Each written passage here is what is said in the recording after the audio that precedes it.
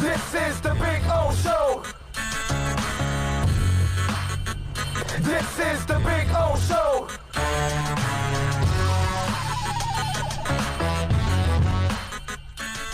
Byron Jones. Byron Jones obviously was the big ticket free agent for the Miami Dolphins. He addressed the media. A couple things that I want to point out in his interview. It's a short interview. It's a much shorter interview than Tua. Let's go with Byron Jones addressing the meteors. In terms of our defensive style, it seems like we're more man, which is fun. We have the corners for it. We have the secondary for it. I'm used to being out there guarding receivers, running around with tight ends, slot receivers, and X's and Z's. So it's nothing different per se. It's just a different roster, a different system. It's exciting. No, keep it but definitely new. I thought of you when I saw UConn football being one of the first schools to. Okay, here we go. So remember he mentioned that they're mostly man-to-man now, and this is so important. This is why they went after him and they signed him, because you get X back, you draft Noah, okay? Needham has developed, so he can be your nickel or dime guy depending on the development of Noah. X hopefully will come back, which I'm sure he will, and he'll get healthy and he'll be on the field. They're just not going to rush this thing because they know how important he is.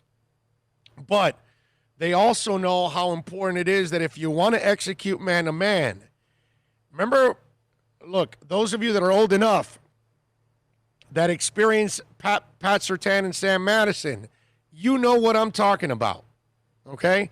When you have two guys back there that you can leave on islands and the safety can cheat up a little bit more and all of that, I keep telling you guys, if somehow we have a football season, okay, if somehow they can stay away from the positive test and the coronavirus and outbreaks and all that stuff, we're going to see a secondary that is going to feast on all these quarterbacks in the AFC East. We're going to see a defense. I think Flo is licking his chops right now, because once he gets X healthy and he has Byron Jones and he leaves those guys out there on an island to take out the better receivers, you're going to be able to have 9 other guys to play. And you're going to be able to, take the run out and force these quarterbacks, which aren't great passers, to try to beat you. And then that's when the turnovers are going to come. I think X will have a career year in turnovers. Byron Jones doesn't really get a lot of interceptions, but I think he might get his share this year because he's got two very two turnover-prone quarterbacks, I think, in Jared Allen and no doubt Sam Darnold. And Cam Newton is not an accurate quarterback, so he's going to get his opportunities there. So, when you hear Byron say that we're mostly man, I get excited about this, because if you could get to the point, remember, they got several pass rushers. They don't have an elite pass rusher, but what they have is a rotation of guys. So what that does is it allows guys to stay fresh, and you can rotate different guys in there.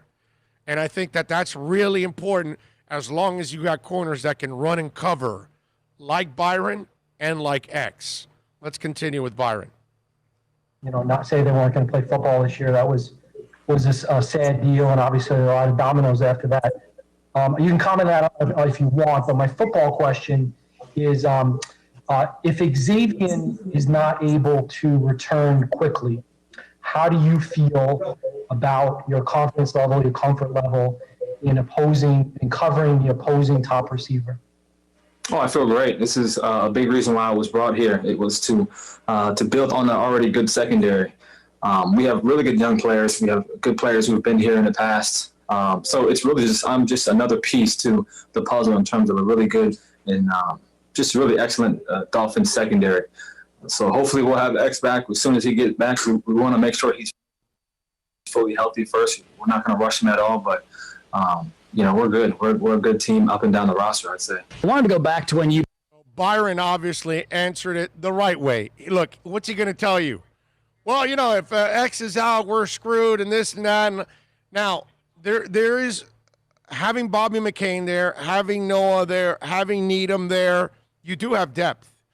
You do have a lot of guys that can cover right now, which is really good. Now, do you have 2 elite corners if X is out? Of course not. Okay, because the other 3 guys have not proven to be elite corners. And Bobby's more of a slot, not really an outside guy. But I think they'll get X back. I think there's no need to really panic right now about all of that. I think they're pacing everything. X is a veteran too. He's going to be able to adjust better than anybody else. Most veterans that have already been in the league a few years, they're going to have a much easier time at adjusting. What you want to make sure with X is that you're not rushing him. You're bringing him along the right way. You're getting him healthy. So when you do have the season roll around, he's 100%. Okay? Now, Miami got by last year without X, and they did a pretty good job overall, especially down the stretch going 5-4 and beating New England on the road in a game they needed. So they have proven that as a staff, you added Byron Jones and Noah to a secondary you didn't have last year. So you're going to be better either way without X. You get what I'm saying? Even if X doesn't play the first week or second, which I don't believe that. I think he'll be there. But you're going into the beginning of the season. Last year, Needham wasn't ready at the beginning of the season. He got better in the second half of the season as he developed. So now you have a better Needham. Okay? You have Bobby McCain there with you.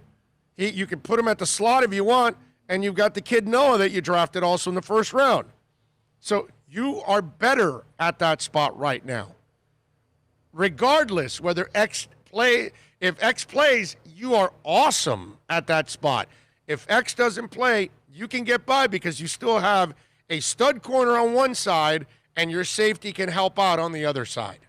Continue, please. First signed here with the Dolphins. You mentioned that you'd heard great things from around the league about Brian Flores and the program that he's putting together down here and your opportunity of being a leader. I just wanted to get your kind of up-to-date take on how that's going now that you've experienced the atmosphere here firsthand and taking on that leadership role with such a young team. Yeah, no, it's been very exciting to actually be here in person and get to know the coaches, get to know my teammates. This is a young roster. There's no going around that, but that's exciting. These guys are hungry. They're hungry to build a name for themselves. They're hungry to build a special team here, and you see it every day. And Coach Flo has been great with his communication, definitely during these times where things are very different. Meetings are different. The way we practice is very different. His intensity when he speaks to us, it's apparent, right away. So it's very exciting to see that in person instead of just on a Zoom meeting. So it's something that I'm looking forward to trying to build on this and going in the right direction, really. You and Xavier Howard are 2 of the top paid cornerbacks in the league. Do you feel like you can be the top duo in this league, and why so, if that? Yeah, we're certainly working towards that. There's no doubt about that. We both excel at, playing man coverage. I think he excels at attacking the ball better than me, so that's something I'm learning from him. But what we need to understand is nothing really matters what you did last year or the year before that. What matters is what you build today and now and going into the 2020 season. So our focus is really on building, our skill set now and not really relying on what we've done in the past. So it really starts all over again in 2020. Hey, Byron. Interesting how, and again, I appreciate honesty, okay? And Byron Jones just told you, he and I both excel at man-to-man coverage, but he's better than I am at attacking the ball, which is 1,000% right. The completion percentage on Byron Jones is not good, okay? You don't complete a lot of balls his way. He's a really good cover corner. Problem is, he doesn't end up with a lot of interceptions. That's why I told you that this year might be even a career year for him. And I'm talking career years, maybe 3 or 4, because he doesn't really end up with a lot of interceptions. He might end up with 1 or 2. It's just one of those things. He'll deflect them. They won't catch him, all that stuff, but he does not intercept the ball a lot. But for him at this stage of his career to say that he's learning how to attack the ball from a guy like X, who is an excellent, an excellent cover corner, and obviously he's a ball hawk on top of all of that. It'll be interesting to see if Byron can develop and become a little bit more of a ball hawk here than he was with the Dallas Cowboys. That'll be an interesting development, but I respect the honesty to say, hey, I'm a good corner too, but man, X is better than I am at attacking the ball, and those are the facts. And to not dance around them and to not be afraid to talk about them, man's game. Go ahead. It's unlike a secondary guy, right? Like receivers, divas, to actually admit something like this. Yeah. This is totally out of the norm. I know, but the stats don't lie. It's just he doesn't have every year. He just doesn't really have interceptions. All right, go ahead. I know a lot of corners like to look at each other and compete and rank each other. Who's the best corner in the league? How do you choose to motivate yourself? Do you view yourself as one of the top corners, and how do you kind of do that sort of ranking system? For me, truthfully, I pay very little attention to outside noise, outside guys, because we're all different. We all play in different schemes. We all play different systems. Some guys follow the best, some guys don't. It's really hard to compare. It's a fun game for fans, no question. But for me, I focus on myself. I focus on, making sure my craft is the best it can possibly be. My footwork, my eyes, my hands, my feet, my tackling. I just choose to focus my attention on myself, and that's how I've been since I was young. And I just want to keep that same mentality. You talked a little bit about Flo and what he's like. Can you talk about Coach Alexander and just what it's like interacting with Gerald? And I feel like does he offer that unique perspective just because he is younger and maybe a little bit more relatable? I'll tell you this, he is a really good teacher. Him and Coach Chuck together as a secondary coaches, they do a really good job at making sure the DBs understand what defense we're in and where our help is, and understanding what our leverage is, and how the entire defense works together in our favor. So those guys have been on it in terms of leverage, in terms of where your help is, where the rush is coming from, looking at quarterback tendencies. So both coaches, Coach Chuck and Coach GA, they're both very good teachers, and they're really implementing these important lessons and these foundational lessons on us very early. And I think it's going to pay dividends in the season. Byron, I guess you've had now 2 practices. I assume you guys practiced already this morning. Have you had a chance to defend the pass thrown by Tua? And if so, what has gone on those matchups? I have not. No, we haven't gone against the offense per se. It's been more of a walkthrough pace. So, no, we haven't had a chance to really go one-on-one yet, but that's coming in about a couple weeks. So hang tight. Byron, just to piggyback off of you just heard there when asked about, you're going up against the defense. Well, no, we're not. I mean, going up against the offense. No, we're not. So there's no hitting going on right now. And it's really hard to be a football team if you're not hitting. It just is. We talked about the O-line. Well, it's important for the defense, too. It's important for the running backs. It's important for the wide receivers. It's important for the linebackers. Everybody's either got to get better as a tackler. Everybody's got to get better at taking hits and keeping their balance and breaking tackles. Everybody's got to get better at getting off of blocks. Everybody's got to get better at locking players down. I mean, there's different ways where the physicality takes place on offense or on defense. And so when you hear them, right away, the reporters are, what's it like going against Tua? Well, that's not happening right now. We're not doing any of that. And it won't be for a couple of weeks. And they're less than a month away from actual games. And I just want you to know that this is the NFL, and they're not stupid, okay?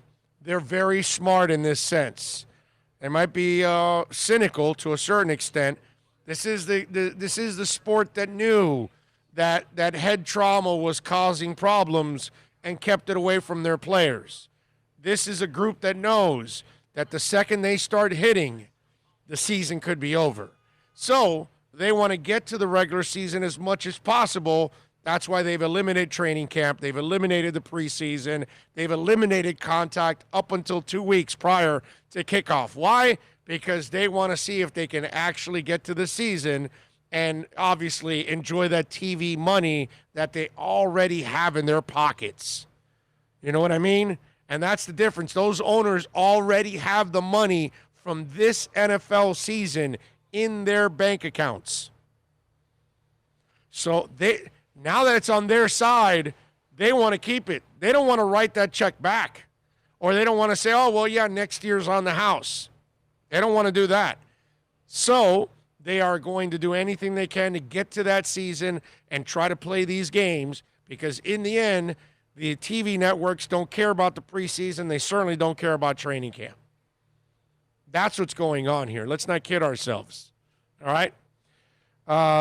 Let's finish off with Byron Jones here. Something you said. How do you tangibly improve attacking the ball better? How do you work on that?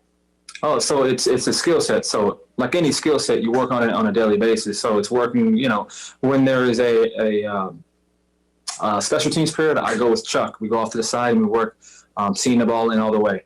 And then we work high pointing the ball as the ball's in the air, looking back, looking over the opposite shoulder. We make the drills uncomfortable so that when it happens in the game, it's natural at that point. So it's just a skill set. It's a skill set like anything else, eyes, hands, feet.